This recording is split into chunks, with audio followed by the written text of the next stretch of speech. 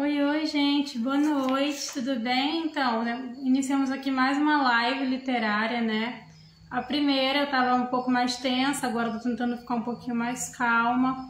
Hoje eu vou entrevistar o meu primeiro autor, divulgado, então é uma live bem especial para mim, né? Que é o Leandro Coelho, para falar sobre o No Mar das Trevas, A Travessia do Tenebroso, que foi um livro que eu li mais ou menos há uns 2 meses, se eu não me engano.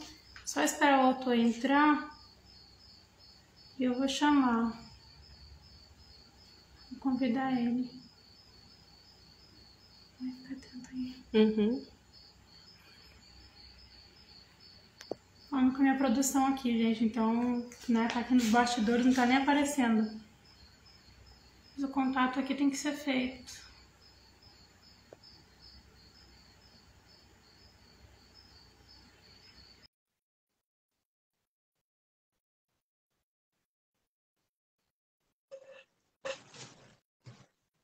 Oi? Ami, olá, minha querida. Oi? Boa noite. Bem, Leandro? Melhor Nossa, agora, né? boa noite! Boa noite, minha querida. Prazer em vê-la, Pois viu? é, cá estamos, hein? Oi? Cá estamos nós. É verdade, finalmente, né? É um prazer. Depois de longos meses lendo, interagindo com você sobre o livro, porque, né, maravilhoso o livro dele, gente. É Ah, um livro que eu vou aproveitar para fazer minha resenha inicial, né? Eu sempre comento com, eu sempre comento com o autor antes de iniciar as perguntas do que eu achei. A tua narrativa foi uma coisa que eu não consigo descrever com palavras. Eu leio há mais de 5 anos, então eu conheço narrativas e narrativas. A tua narrativa é de uma perfeição, de uma clareza. que isso, Você Ami, que a gente... uniu, você fez a união perfeita entre a linguagem formal e uma linguagem um pouco mais facilitada para quem não entende muito de livros no estilo que você escreveu. Então, Ah, parabéns pela narrativa, pelo enredo, pela junção de gêneros. Eu não sei se foi a tua intenção fazer isso, mas eu senti uma junção de gêneros ali que eu amei. Eu já tinha ouvido falar do teu livro, eu vou te contar essa história. Eu já tinha ouvido falar do teu livro, só que eu tenho um sério problema com pessoas que me indicam livros. Por quê? ah, Um amigo meu me deu um box inteiro da série Acotar e eu odiei. Todo mundo assim, você tem que ler Acotar, porque Acotar é maravilhosa. E eu assim, tá, vou ler. E eu odiei. Então eu peguei um certo estigma de não ler livros indicados. E aham. aí você chegou com o teu livro. Olha só, que sorte a minha, né? Ainda bem que você não gostou do outro. Tem Eu sorte, viu? odiei o outro. Eu odiei. Todo mundo assim, ai meu Deus, eu amo. Eu assim, gente, mocinho ruim, mocinho insuportável, não tem condição, eu não gostei. Não Mocinho gostei. insuportável é complicado, né? Poxa, tem Ah, que ter um não, pouquinho de mocinha, eu não gosto cabeça. de gente muito fofa. Eu não gosto de gente Ah, muito fofa. é, gente muito fofa, é meio sem sal, meio água de salsicha mesmo, né? Tem que ter um temperinho. Senão fica muito unilateral, né? Fica chato. É verdade. Porque eu acho que é porque eu não sou fofa, eu sou estilo. Tem uma personagem do livro dele, gente, que eu tenho a teoria de que ele tava me observando com uma câmera escondida e ele inspirou em mim. Que a menina é a minha cópia. É a Eu sou Bianca? pior que ela. É. A Bianca, né? A Bianca. Hoje eu recebi umas 3 mensagens de 3 leitoras assim falando da Bianca, um barato. Elas se identificam, as pessoas se identificam com ela, né? Eu me identifico também muito com ela. Ela é muito inspiradora, né? Eu gostaria de ter um pedacinho, ser um pouquinho como a Bianca, né? Pular em cima das coisas que eu quero, né? Do jeito que ela faz, né? Pular no pescoço do que a gente deseja, né? Dos nossos desejos, né? Ela fazia isso, né? De uma Entrar certa dentro de forma. baú para conseguir entrar dentro de baú, gente, esse livro. Bom, eu queria Sim, sim. primeiramente agradecer a você por ter confiado no meu trabalho. Eu estou começando agora, pelo que você viu, pela minha deficiência, eu preciso de uma assessoria maior. Meu trabalho é bem simples. E você simplesmente foi a primeira pessoa que falou assim, não, vamos dar um crédito aqui. Gente, eu tava com uma semana que eu tinha iniciado o meu trabalho com divulgação e o Leandro simplesmente chegou para mim e falou, eu quero fazer contigo. Eu olhei assim e falei, gente, fui pesquisar sobre ele, né, o livro dele, e eu falei, gente, o que esse ser humano tá vendo no meu trabalho para simplesmente chegar e querer fazer?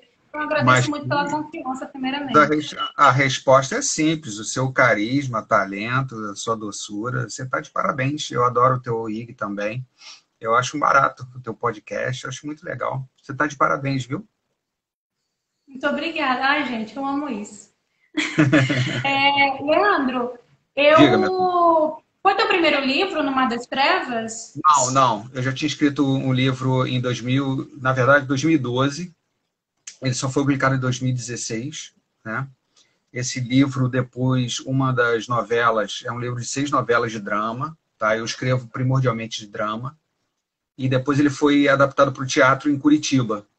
Uma das novelas. Meu Deus, qual? Chama-se A Vila do Silêncio e Outros Absurdos. Não é possível, foi tu que escreveu. Eu escrevi, sim. É um livro de 6 novelas. O que é uma novela? A novela é um conto estendido. É como se fosse um conto maior, né?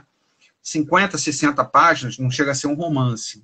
Então, a gente chama de novela, né?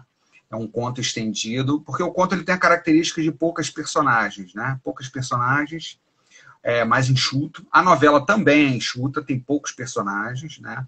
O autor ele deve evitar dar muitos nomes, né? Mas aí eu fiz esse livro, escrevi esse livro para um concurso de literatura, Prêmio Sesc de Literatura em 2012. Ele não ganhou o concurso, mas pelo menos em 2016 ele foi adaptado para o teatro em Curitiba e agora recentemente ele ganhou um concurso pela Secretaria de Curitiba e ele ganhou um subsídio de mais de R$100 mil e foi encenado 25 apresentações. Está terminando agora em outubro, agora no final de outubro. Né? Foi um barato, eu fui a Curitiba na estreia, foi espetacular, foi espetacular. Eu vou mandar para você também, tá? Vou mandar a Vila do Silêncio. Eu quero, manda! Claro. Gente, eu sou louca do PDF, olha, eu amo livro. Eu mando sim, vai ser um prazer, com certeza. Eu imagino a tua empolgação como escritor. Poxa, eu penso assim, um livro meu em teatro. Eu ia surtar, Leandro. Eu ia ficar louco. Meu Deus! Imagina a tua reação. Quem disse que eu não surtei, que eu fiquei maluco, né? Eu fiquei doido também. Porque é muito louco, né? Você escrever criar os teus personagens e você vê eles ganhando vida ali no palco, né? É umas coisas assim muito gratificantes. É um barato, né? É espetacular. Eu fiquei alucinado com aquilo. É muito legal mesmo. Espero que um dia isso aconteça com você também. Entendeu? Ai, não, nem me fala. Se eu sobreviver até lá, que eu acho que com a notícia eu vou ter um ataque do coração, não vou aguentar, não. Claro. Claro, mas isso é... Olha, eu fiquei feliz, eu confesso que eu fiquei feliz, porque tu falou que trabalha com dramaturgia, e não é todo mundo que eu conheço. Eu particularmente prefiro a dramaturgia do que o romance, prefiro abordar vários temas, então me identifiquei com você nesse ponto também. A dramaturgia, para quem se prende só o romance, vocês não sabem o que vocês estão perdendo, é maravilhoso abordar vários temas em um livro só. É verdade. Gosto é aquilo, né? As pessoas, tem gente que gosta de um gênero só, né? De uma temática, de um tema só, né? E fica lendo só aquilo ali. É gostoso, você lê o que você gosta, né? Mas eu acho que te dá mais, cria mais pontes na sua vida de você conhecer outras pessoas, né? Porque você acaba, impreterivelmente, conhecendo outras tribos, né? Quando você lê outros gêneros, né? Outros tipos de literatura, né? Por exemplo, quem gosta só de terror, né? Não tenha preconceito com hot, né? Dá uma lidinha no hot, pode ser que você goste, vai conhecer gente interessante também que gosta de hot, né? Ou que gosta de drama, né? E vice-versa, que tem gente que só lê clássico. Dá uma lidinha num livro, né, contemporâneo e nacional, né? Se a gente só lê escritores estrangeiros, dá uma lidinha no escritor nacional, quem sabe que você não vai gostar, né? Ou quem não lê clássicos, só lê, dá uma lidinha num clássico também, para você, né, acrescentar. Tudo é somar, né? Tudo vai somando na tua vida, né? Nada passa em branco, né? Praticamente nada passa em branco. Só passa em branco quando você não faz nada. Você fica parado olhando para a parede, você está passando em branco, né? Mas você lê uma coisa diferente do que você geralmente está acostumado a ler, eu acho gratificante, né? E enriquece, principalmente quem escreve, né? Quem escreve tem que estar aberto para todos os tipos de influência, né? Nem que seja... Eu vejo escritores falando assim, eu não suporto o hot, eu acho que não é literatura e tal, é um preconceito tolo, né? Até porque eu já fui inspirado por também... não necessariamente por livros hot, porque eu já li livro hot, já fiz betagem de livro hot, achei interessante, né? Não é a minha praia, não é para mim. Não, nem Mas a minha. É aquela leitura que eu faço uma vez na vida. Sabe aquela leitura, tipo, igual uma pizza durante um mês. É só uma vez na vida sim, uma vez na pra vida. assim, passar um bom tempo sem ler. Pra mim, não vai bem. Sim, mas eu já vi filmes hot. Tem filme hot também, né? Que é basicamente na mesma pegada, né? Não os 50 Tons de Cinza. Mas quando eu era garoto, eu vi 9,5 Semanas de Amor, vi As Idades de Lulu, que é um filme que trata da sexualidade, né? Tem uma carga de erotismo forte. E aquilo me impactou profundamente. O filme do Bigas Luna, né? Chama-se As Idades do Lulu. Até recomendo quem estiver vendo aí, tem no YouTube aí, eu acho que na internet é fácil encontrar. Aquilo foi impactante para mim, abriu a minha cabeça, entendeu? Eu tinha 19 para 20 anos quando eu assisti. O meu mundo meio que virou de cabeça para baixo. E foi um filme, talvez se eu tivesse o preconceito, né? Não vou ver um filme erótico. É um drama erótico, né? Tinha uma carga de erotismo ali, a carga de erotismo, mas aquela carga de erotismo me impactou. Foi uma coisa que eu não tive o preconceito, né? E eu trago para a vida inteira. Até hoje eu lembro muito desse filme. Esse filme me marcou muito na época, marcou a minha juventude, tá? Chama-se As Idades de Lulu, do Bigas Luna, o diretor. Bigas Luna. Um beijo aí para as gêmeas que acabaram de aparecer aí. Ana e Clarissa, amo vocês. Obrigado por prestigiarem aí, viu? Um beijão. Gente, rapidinho, eu não tô reparando em vocês porque eu não posso. O meu celular ele fala. O Leandro já viu, ele gosta de interagir em áudio, né? O bichinho gosta de falar. Então, eu desativei a acessibilidade. Então, infelizmente, eu não posso responder vocês como eu gostaria. A acessibilidade do meu celular atrapalha muito a minha vida às vezes. Então, vamos, né, cara de paisagem aqui. Quando escreverem aqui, eu vou falando para você. Quem entrou, ó, Samia Raposo, um beijo para você. Ai, beijo nossa, você. Gente, eu amo esse apoio. Obrigada. Samia tá mandando um beijo. Eu percebi uma coisa... Desculpa, te interromper. Claro, pode falar, minha flor.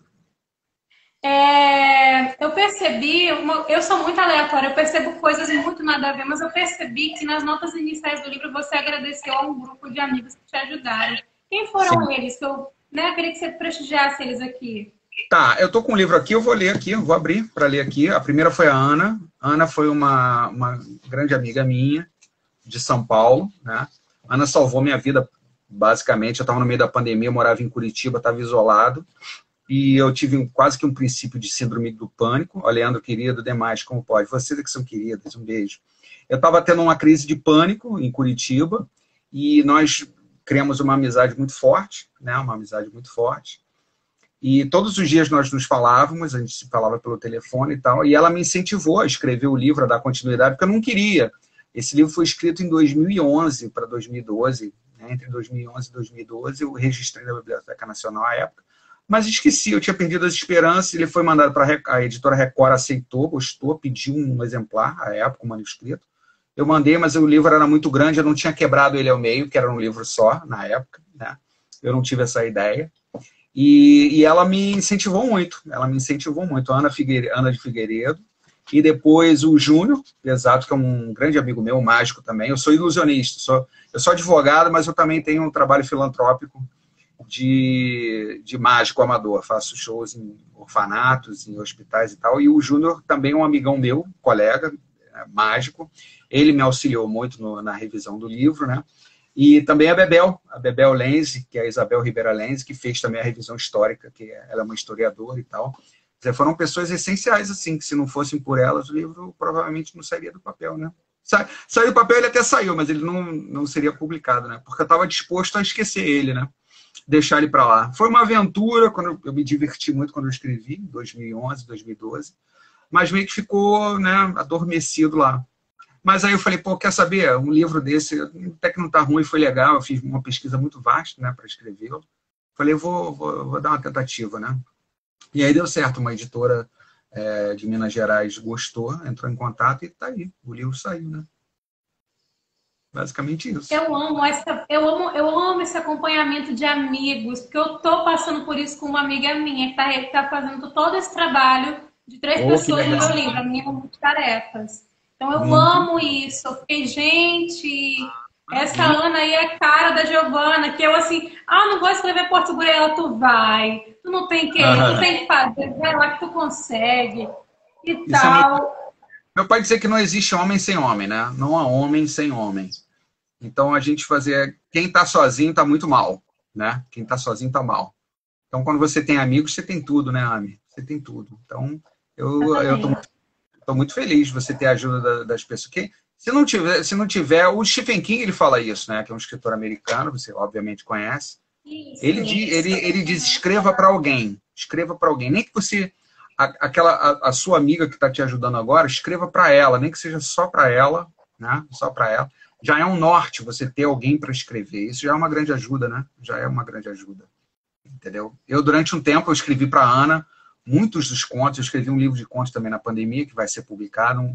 Alguns desses contos estão sendo adaptados para o cinema, um diretor lá de Minas Gerais. Ai, meu Deus, eu não acredito! Meu Deus! Ó, meu Deus, eu quero ler, eu quero assistir, eu quero até falar, conheço o autor, gente. Vai Tá? ser, Divulgo ele, inclusive. vai ser um prazer, vai ser um prazer. Lá de Minas já é um curta-metragem, mas vai rolar um lance muito legal assim. Ele vai fazer um negócio muito bacana. Eu espero que seja legal. Então é isso. E parabéns, eu fico super feliz que você tenha um acompanhamento, né, ajuda dos amigos. Sem os amigos, nós não somos nada mesmo, né? E, Leandro, deixa eu te falar, você teve, né, tu chegou a comentar, mas você se interessa pela história do Brasil? Eu percebi uma diversidade cultural incrível nesse livro. Eu me senti dentro daquele navio.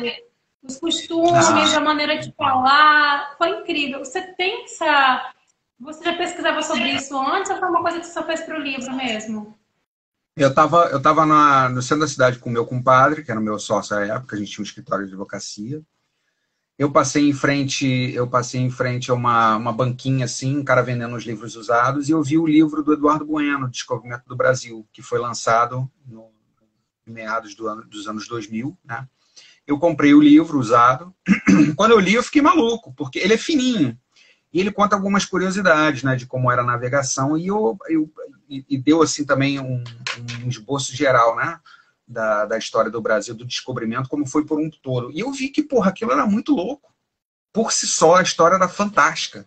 Né? O Capitão Inferno, né? Pô, a gente tem um capitão de um navio do descobrimento que pô, o apelido do cara era Inferno, de tão maluco que ele era. É. Era meu Pô, irmão. Com certeza, era meu irmão.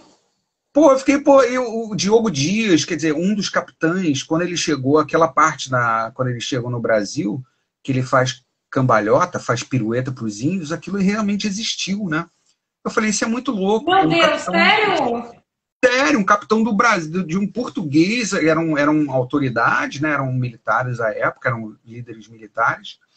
O cara com aquela roupa, né, quinhentista, né, século XVI, 1500, ele, capitão de um navio português, da maior expedição de Portugal da época, o cara descalço, tirou lá a armadura e começou a fazer pirueta para os índios. Eu falei, isso é muito louco, né? Aquele navio que sumiu, um dos navios da expedição, ele sumiu misteriosamente, os caras estavam navegando lá, veio um nevoeiro à noite, e o navio, não vou falar qual o navio que foi, né, para não dar spoiler, mas o navio óbvio que faça isso.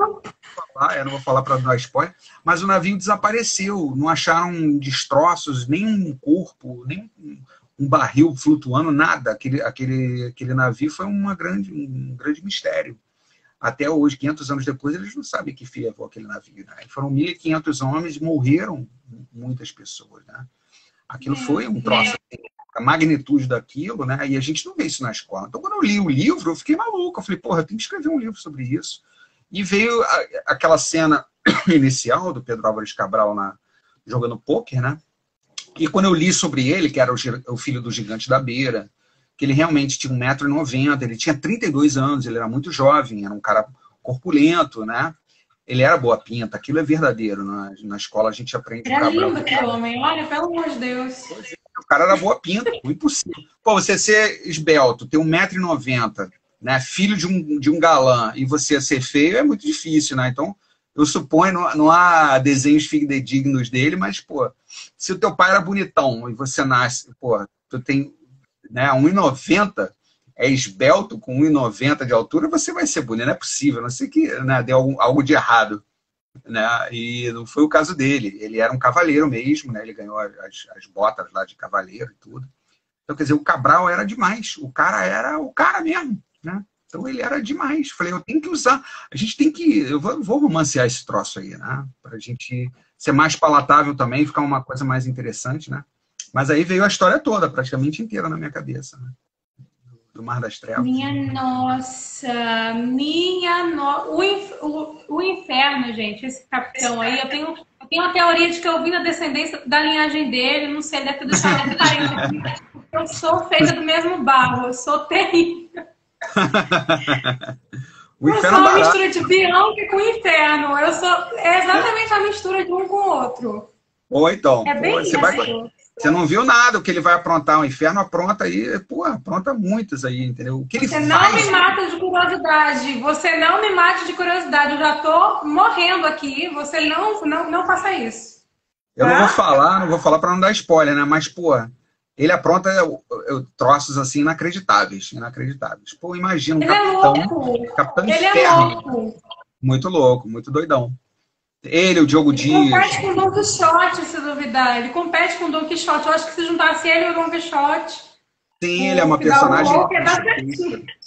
Ele é um cara quixotesco mesmo. Ele é um cara quixotesco. É maluco, né?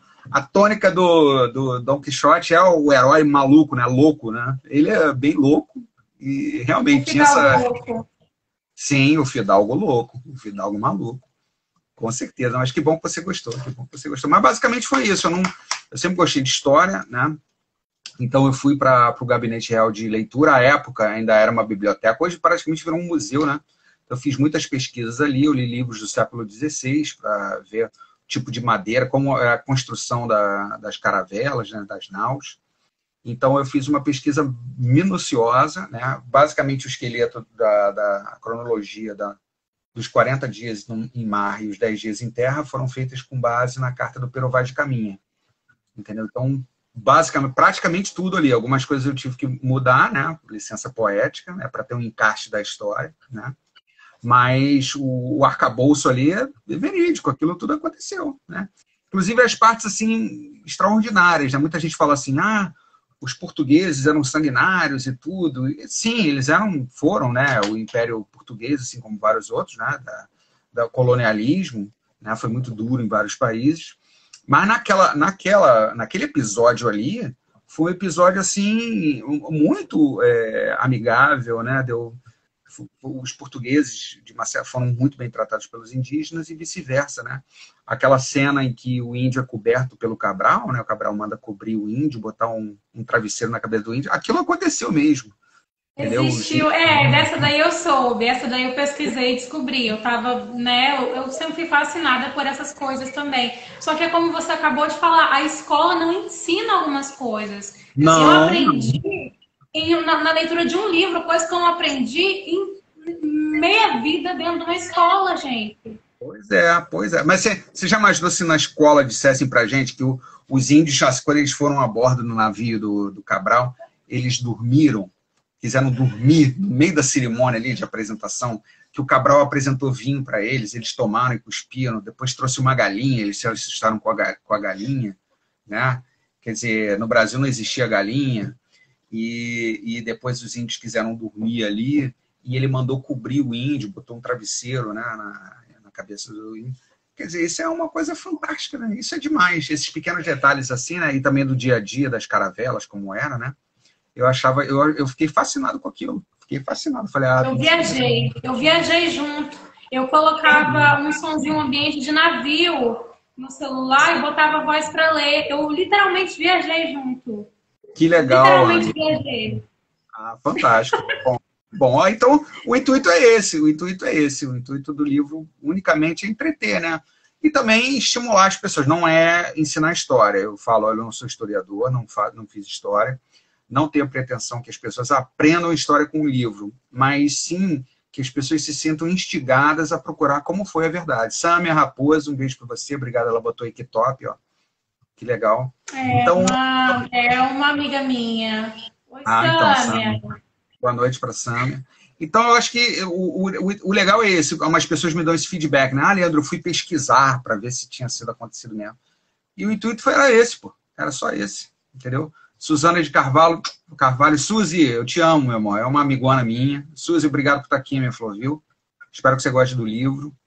Então é isso, minha flor, é isso, basicamente. Ela vai amar, tenho certeza. Gente, eu sempre comento no Instagram deste homem, o livro é bom, você vai amar. Eu antigamente ficava com ódio de quem me indicava, agora eu tô igual maluca, você tem que ler. Eu tô igual aquele povo do beatbox. O pessoal fica assim, você tem que ver, você tem que ver. Eu tô assim, você tem que ler, você precisa ler, leia, é maravilhoso. É muito legal. Ó, a Rebeca Rocha aqui, ó, Rebeca Rocha, ler com uma bela música te leva a uma grande viagem. E é verdade. Rebeca, eu li o livro inteiro ouvindo uma música chamada Damask Rose, que é da trilha sonora do Blade Runner, o Caçador de Androides, que é muito legal essa música. Chama Damask Rose, Rosa Damasco.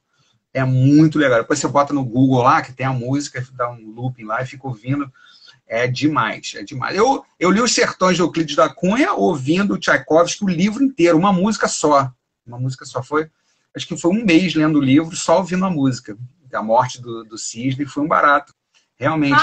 Eu li esse livro. Faz tempo, mas eu já li esse livro. Mas Os Sertões de Euclides da Cunha, pô, aquilo é o livro, né? O livro. Para mim é um dos melhores livros que eu li na vida, com certeza. É espetacular. Mas foi diferente porque eu li com trilha. Eu gosto de ler com trilha sonora. Eu também, o povo me acha normal por isso. Eu leio e escrevo com trilha sonora. O pessoal, ela me não tira pra concentração, eu não. Me coloca no ambiente. Gente, não tem como. Isso é muito legal, pô. Você lê com a trilha sonora, você vai ler uma parte de terror, assim, de suspense, e botar uma música de suspense, eu acho fantástico. Ai, nem fala. Muito legal. No YouTube tem um negócio assim de você botar assim, howling, né? O vento soprando à noite, sinistro. Aí tem 3, 4... Floresta, noite, com ruivos de lobisomem. Gente, dá um esforço assim que a gente se sente no ambiente. Sim, sim. Aquilo é fantástico, né? Aquilo é maravilhoso. Pô, muito legal mesmo. Muito legal. Eu usava para No Mar das Trevas um efeito sonoro de navio antigo. Tinha a chuva batendo, a vela, o barulho do navio andando, a madeira. E a chuva junto, e aí me dava uma sensação assim de gente, eu tô dentro. Eu tô no mesmo lugar que o Pedro Álvares Cabral, só observando todo mundo se ferrando e com cara de paisagem. É basicamente isso. Fantástico, muito legal, muito legal. Que bom que você gostou, minha filha. Eu amei, na verdade. Deixa eu te perguntar uma coisa. Eu vou fazer uma pergunta aqui que pode acabar abalando um pouco a tua estrutura familiar ou de amizade. Se você fez alguém ali inspirado em alguém que você conhece? Sim. Sempre tem um chefe, alguém assim na tua família, aquela tia invejosa, o tio invejoso. Tem.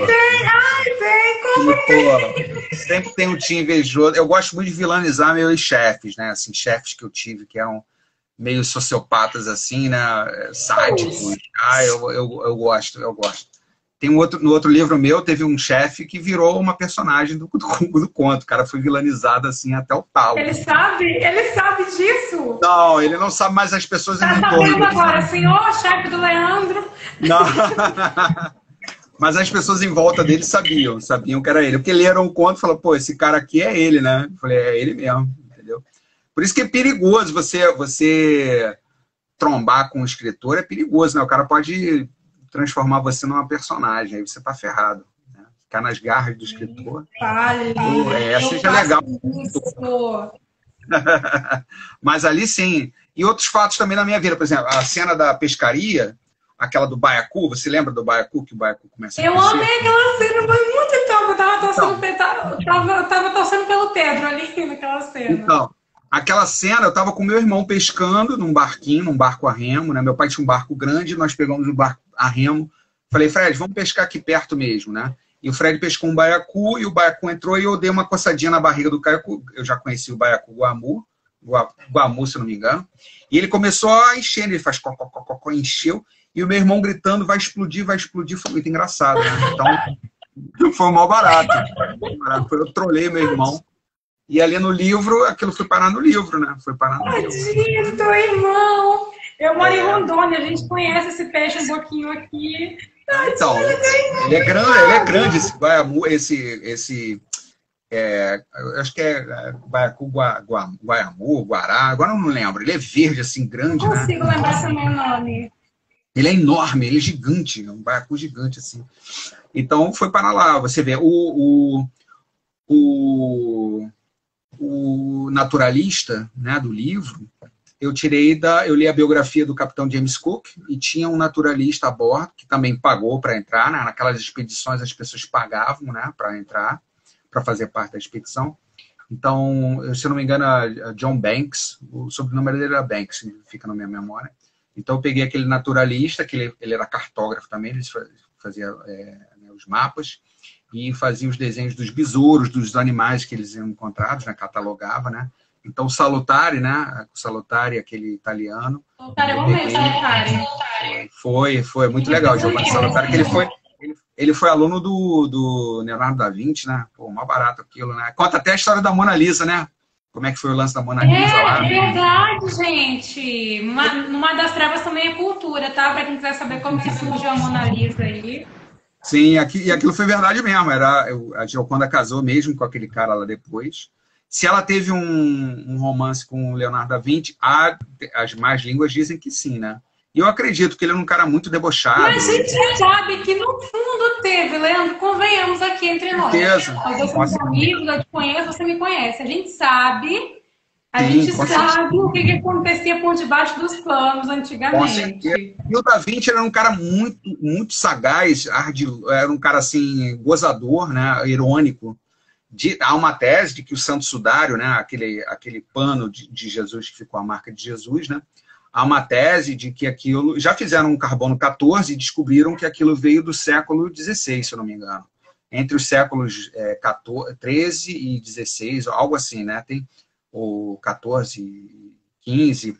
Foi da Idade Média, né? O renascentismo, na verdade, o renascentismo, né? Foi durante o renascentismo que foi feito. Então, tem uma tese de que ele sujou o rosto de sangue, ele mesmo, aquilo lá foi sangue dele, né?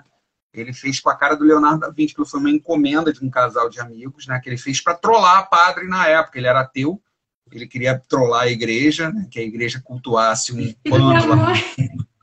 E depois ele ficou se divertindo, porque ele ia na igreja ver o padre lá rezando com o Santo Sudário e ele olhando a cara dele lá, né? Então o Leonardo da Vinci era um ele era um Joselito, ele não sabia brincar, né? Ele fazia brincadeiras assim, pô, bem sinistras, né? Como essa do Santo Sudário, né? Pô, imagina, você fazer uma relíquia, né, católica forjada com a tua cara e depois você vê todo mundo, né, idolatrando. Não, gente, eu morro de medo dessas coisas, ficar, né? Eu tenho uma religião, eu não fico zombando da religião alheia, não. Eu respeito, porque, pelo amor de gente... Mas o Davi, o Leozinho, ele era ateu, ele não queria nem saber, o negócio dele era a zoeira. A zoeira never ends pra ele, né? Então... A zoeira terapêutica, vamos zoar com as religiões alheias, porque ninguém fala, né? Eu não acredito em nada mesmo, então vamos lá, vamos brincar, bagunçar um pouquinho com a cara alheia. Eu confesso que eu faria também, se eu tivesse a oportunidade, só pra ver o padre lá, pô... O padre levantando um pano com a minha cara, talvez eu fosse pro inferno mesmo, mas seria engraçado. Meu filho, não sei. Os padres, assim como a maioria dos pastores, eu, apesar de ser evangélica, eu não concordo com a maioria dos pastores, eu só até falo que eu tô desviada e tal. Você, depois da pandemia, mudou, porque você não é mais a mesma. Gente, eu mudei para melhor, graças a Deus. Mas, que assim, bom, né? Os padres e pastores, eles fazem um alarde muito grande por esse tipo de coisa. Se tu fizesse isso, tu ia acabar levando um murro na cara. Com certeza. Ia ser defenestrado, ia direto, ia pro inferno de tobogã, com certeza. Vamos essa frase, eu ia. Deixa eu te perguntar uma curiosidade que eu tenho em relação ao livro. Aquela intrigazinha do Pedro Álvares Cabral com o Dom Manuel, eu acho que o Dom Manuel, né? Aquilo ali é fictício, né? Pelo amor de Deus, me fala que é fictício aquilo ali.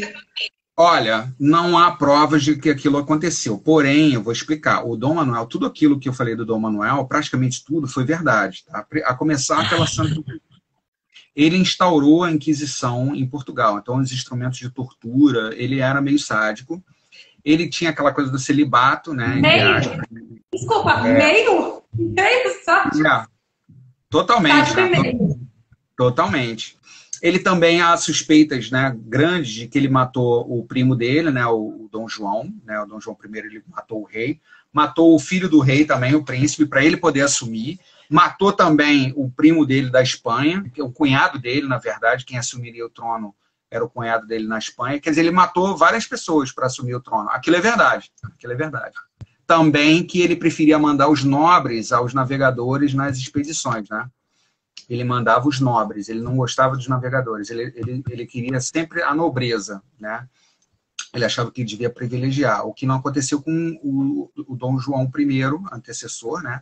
Que ele mandava os navegadores, né? Entendeu? O infante Dom Henrique, ele criou a escola de Sagres, que não era uma escola, né? Era a casa dele, mas ele tinha ali o centro dos estudos, né? Eles faziam estudos ali, né?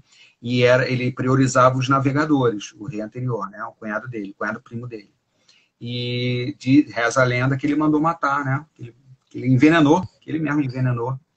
Né? Então, muita coisa ali do Dom Manuel narigudo, né? Que ele era narigudo, isso aconteceu mesmo. Agora, se o Cabral teve um flerte, né? Teve um caso, um crush com a mulher dele, aí só ele sabe mesmo, entendeu? Mas no livro... Leandro, convenhamos, com um marido desse até eu... Não, pelo amor de Deus, com um marido desse, eu falo, meu filho, vem cá, não sei nem quem tu é, não vou nem perguntar teu nome, vem cá, me ajuda aqui, me dê um pouco de alegria na minha vida. Pelo amor de Deus, um dia ruim. Eu chifrava ele até com o bobo da corte, com certeza. Olha, com todo mundo, até com o candelabro lá, o relógio, que tivesse lá em cima, o negócio. Com certeza. O cara era mó mala, tremendo mala, entendeu? O que ele não vai fazer com a Bianca? Convenhamos aqui um comentário do livro. O que ele não vai fazer com a Bianca quando ela voltar para casa, se ela voltar viva, né? Porque eu tô com medo dela morrer. Você vai ver, vamos ver. Matar a menina. Tem que esperar, vamos ver. Tem coisa legal aí, você vai ver. O segundo livro vai... Gosto disso. Oi? Tu gosta, né? Tu gosta de torturar a gente emocionalmente, não? Eu acho que tu tem prazer em ter isso. Não, então, o segundo livro vai sair agora no final do ano, né? Se tudo der certo. Eu acho bom que saia mesmo, senão eu vou te fazer escrever. Olha, meu filho, pelo amor de gente, eu amo esse homem. Você vai gostar. O segundo é mais dark, tá? Ele, assim, dá mais medo. Porque tem outros elementos, né? Tem um elemento, assim, sobrenatural muito mais pesado, né? Que é eles... O nome... Eu lembro dia. Então, chama-se Nos Confins da Tribo Amaldiçoada. Então, vai ter um lance ali, né? Você já viu ali, mais ou menos, que aquele lance dos cadáveres, né? Como eles apareceram mortos e tal. Aquilo você vai ver o desfecho, né? Na sequência ali. Entendeu? Ainda tem desfecho ali naquele negócio lá? Você vai ver. Não posso falar, mas vai rolar muita coisa. Tem muita coisa que vai acontecer, mas muita coisa, né? Entendeu? Muita coisa vai rolar. Eu vou encher a tua paciência pra tu publicar esse negócio, tu sabe, né? Sim, tá. Faz o final de revisão, entendeu? Tá uma revisão aí. Tu sabe, né? Que dependendo da velocidade, se passar de janeiro, tu vai ter um projeto de Bianca em cima de ti. Cadê o livro? Cadê o livro? Não, vai sair. Ó, cruzando os dedos aqui, vai sair sim. Vai ser um prazer. Caiu Pedras Negras. Gente, aquele demônio daquele homem. É um demônio. Então, ali, se você exorcizar, certeza que ele manifesta. Pelo menos umas 5 legiões. O Pedras Negras também existiu. Ele foi um físico real. Ele era o físico do rei. Tá? Ele foi do Dom João I. Foi também do Dom Manuel. Ele existiu, na verdade. Né? Ele existiu. Eu só não sei se é o nome verdadeiro dele. Eu perguntei, um professor, teve um cara que lançou, um historiador, lançou um livro sobre o assunto. E eu perguntei a ele se tinha, porque eu não encontrei nenhuma biografia do Pedras Negras. Ele disse, olha, na época, as pessoas os alquimistas, quem mexia com alquimia e tudo, eles eram perseguidos, né? Pela igreja e pela nobreza também, basicamente pela igreja, né? Então, eles morriam, eles eram queimados, né? Então, os caras tinham que usar pseudônimo, dar um nome falso, entendeu? Eles escreviam os livros tudo com nome falso. Então, se você vir um livro de um alquimista do século 13, 14, 15, 16, é tudo pseudônimo. Os caras não podiam, tá, publicar com os nomes deles, senão os caras iam para a fogueira, entendeu? Então, o Pedras Negras, mas que ele existiu, ele existiu. Se ele era tão malvado daquele jeito lá, não sei, mas que ele existiu, existiu. Meu Deus. Meu Deus. Olha, vou te contar uma coisa, eu tô chocada, porque eu não esperava isso. Pô, é muito legal. Essa história é muito legal mesmo, a história de Portugal, das navegações, do Brasil. Eu acho fantástico. Eu acho uma barato mesmo. História real, né? História real, ela carrega um peso muito grande. Sim, teve alguma parte... Qual foi a parte mais fácil e a mais difícil de escrever esse livro? Você sabe me dizer? Eu meio que psicografei, né? Eu escrevi em 4 meses, foram 2 livros. Os 2 livros foram escritos em 4 meses, na verdade eram um só, né? Foram 1.300, 1.400 páginas, né? Isso em A4 foram quase 2.000 páginas, né? Em A4 foram quase 1.000 páginas.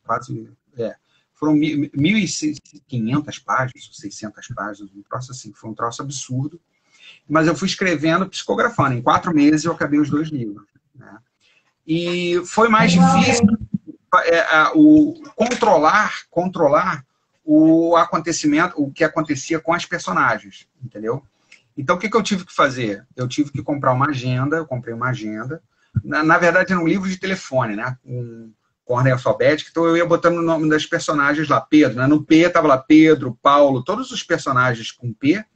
Então, vira e mexe, eu falava, pô, esse cara já morreu, esse cara ainda tá vivo, o que aconteceu com ele, né?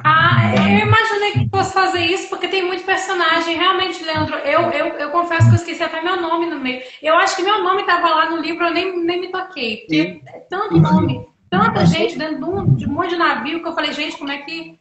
Eu acho que foi assim que o Big Brother nasceu. Tem um monte de gente junta. E não foi o suficiente.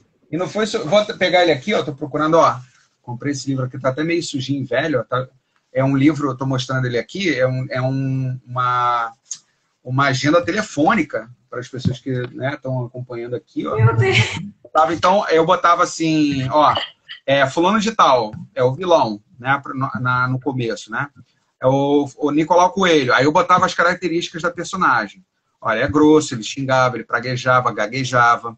Então, quando eu ia escrever sobre a personagem tal, eu vinha no livrinho aqui e eu lembrava das características dele, para você não cair, né, em contradição na tua escrita. Então, isso é muito importante que você faça. Então, isso foi muito laborioso, né? Isso dá muito trabalho, né? Você acompanhar, é como você equilibrar pratos chineses, né? Você equilibrar os pratos, né? Entendeu? Então, isso foi muito difícil. O resto foi facílimo, foi muito fácil, foi saindo. E também, o mais difícil também foi, eu tive que comprar uma edição traduzida da Carta do Pedro Vaz de Caminha, né?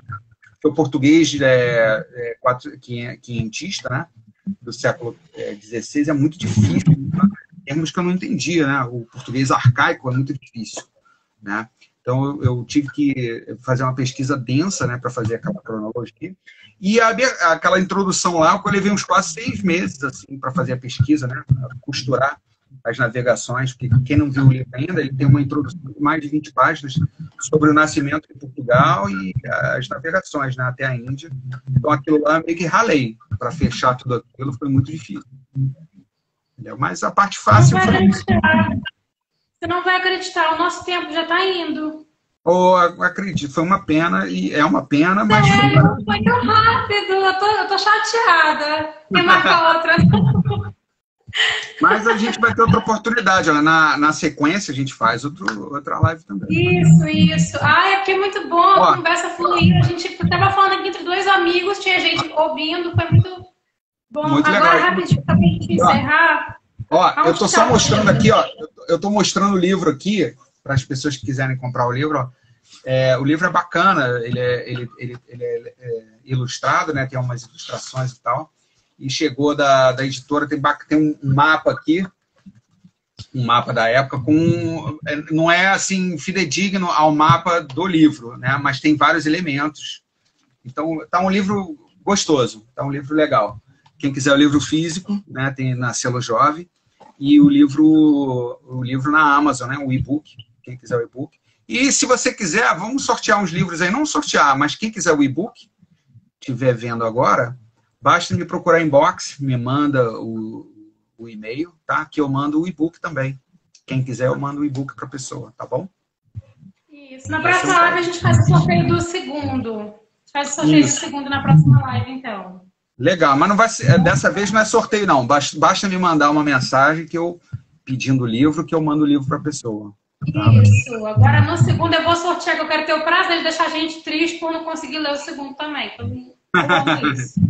Legal, tá combinado, tá combinado. Então, Leandro, eu queria te agradecer, tá? Por ter disponibilizado a me atender, né? A bater esse papo comigo. Então, eu queria te agradecer muito por isso, tá bom? Eu que agradeço, a honra foi minha, né? Você é uma pessoa maravilhosa, fantástica, com esse seu podcast aí tão bacana. Uma escritora, você é uma colega, né? Então, você está de parabéns, e é um privilégio para mim. Para mim, privilégio estar aqui hoje, muito feliz, viu? Muito obrigado pela sua generosidade, tá bom, Ami? E eu te desejo pleno sucesso. Vamos todos juntos, a gente vai caminhando de mãos dadas, né? A gente se fala aí o tempo todo, entendeu? Isso. Uhum. Tá bom? E eu acho que a Flip dá um convite aqui. Quem tiver na Flip, eu tive 2 contos meus selecionados para a editora FIP, se eu não me engano, é a editora FIP, e vão lançar na Feira de Paraty. Então, talvez, se eu estiver bem até lá, em novembro, 25 de novembro, estarei lá, quem estiver em Paraty, na Feira Literária, né? Vou dar uns autógrafos lá também. Porque 2 contos meus, na verdade, em 2 livros, né? Um conto em cada livro, foram numa coletânea lá, antologia de contos de comédia e de drama. Então, quem estiver em Paraty no dia 25, eu estarei lá, entendeu? Na FIP, na editora FIP. Então é isso, gente. Obrigada, Leandro. Tá? Muito obrigada a vocês que acompanharam também. Obrigado também. Papo aqui. Suzana, Samir, toda a galera que veio aqui, a Sara Carvalho, a Rebeca Rocha, tá? A Rocha, Samir, Antônio, um aparato, todo mundo. Um beijo para todo mundo. Tá bom, minha flor? Um beijo, gente. Até a próxima live. Até a próxima. Beijinho. Tchau, Ana.